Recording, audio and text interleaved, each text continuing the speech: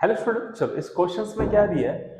The period of oscillation of second pendulum on the planet which mass and radius is twice of the earth. Okay, मुझे क्या करना है, second pendulum का क्या निकालना, time period निकालना प्लैनेट पे।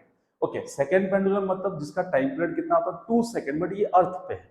तो आप याद रखो कि टाइम पीरियड अर्थ पे कितना आपको पता होना चाहिए, 2 सेकंड से। मुझे टाइम पीरियड कहाँ निकालना है, प्लैनेट पे कैलकुलेट करना है। ठीक है, और क्या देख रखा है क्वेश्चंस में, क्वेश्चन में लिख रहा है कि mass of planet is 2 time mass of earth और radius of planet is also 2 time radius of earth. Question में इतना दिया है।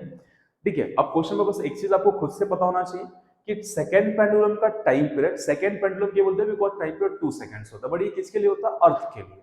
ठीक है, तो अर्थ पे टाइम पीरियड कितना 2 सेकंड है, प्लैनेट पे टाइम पीरियड फाइंड आउट करना है। और क्या क्या दिया, मास और रेडियस का रिलेशन दिया हुआ है। ठीक है, तो टाइम पीरियड ऑफ पेंडुलम्स आपको शायद पता रहेगा कि t is equal to 2 pi under root कितना होता है, l डिवाइड बाय g। ठीक है, अब ध्यान से देखो, टाइम पीरियड का फॉर्मूला कितना होता है, 2 pi under root l by g। तो यहां से time period is inversely proportional to कितना आ रहा है, रूट ऑफ g।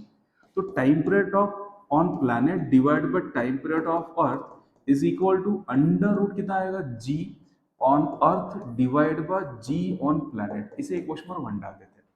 अगर मुझे टाइम पीरियड कैलकुलेट करना तो हमें क्या पता होना चाहिए, g का रेशो पता होना चाहिए।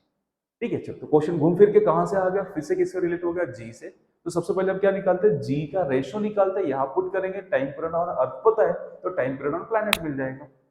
चलो क्लियर, समझ आ रहा है। ओके, अब जी का रेशो चाहिए, तो सभी को पता है जी कितना होता है, g is equal to G M divide by R square. तो g is directly proportional to mass divide by radius square, because capital G is a constant है।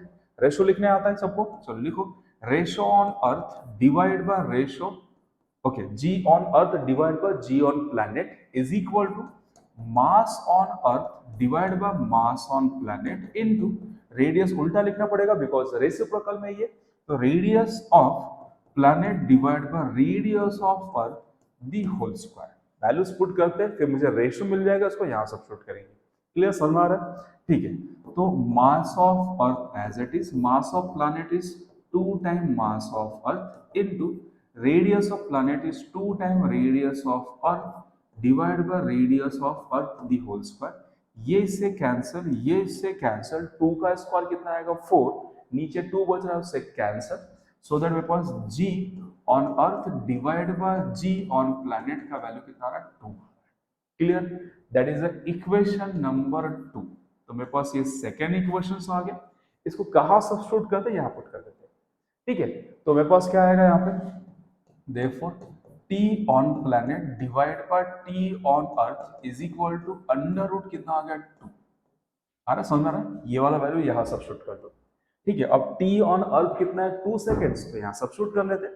तो क्या आएगा, t on planet divide by 2 is equal to root 2। तो t on planet is 2 root 2 seconds. है क्या कहीं पे answer, देखो 2 रूट 2, यस, ऑप्शन डी। ठीक है, सिंपल। अब इसमें थोड़ा सा कंफ्यूजन क्या हो सकता है, अगर आपको टाइम पीरियड का फॉर्मूला नहीं पता रहेगा तो थोड़ा गड़बड़ हो सकता है। अगर आप 11 के स्टूडेंट्स हैं तो आपके लिए फॉर्मूला नया रहेगा।